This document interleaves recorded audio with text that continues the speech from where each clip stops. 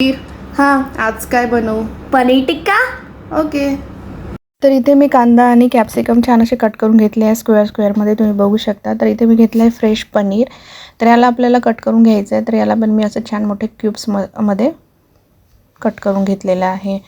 तर यासाठी तुम्ही यांना फ्रेश पनीरच घ्या. तर इथे आता पनीर आपण कट करून घेणार आहे अशा क्यूब्सनुसार.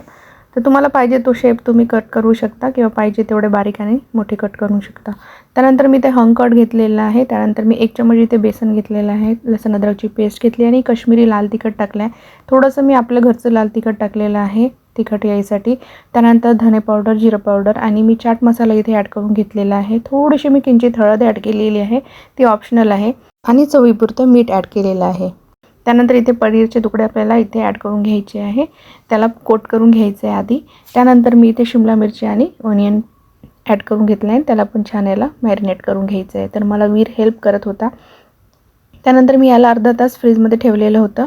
त्यानंतर आता आपण याला टूथपिक घेतलेलं आहे मी. तुमच्याकडे जर मोठी स्टिक असेल ती पण तुम्ही घेऊ शकता, पण माझ्याकडे ती अवेलेबल नव्हती तर मी ते टूथपिक घेतलेले आहे.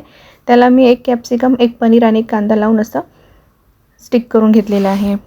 तर अशा प्रकारे मी इथे सगळे असे स्टिक करून घेतलेले आहे. तुम्ही बघू शकता. तुम्ही याला कुठल्या पण मोठ्या स्टिकला पण लावू शकता किंवा तुम्ही डायरेक्ट स्टिक नसेल तर डायरेक्ट तव्यावर पण याला फ्राय करू शकता.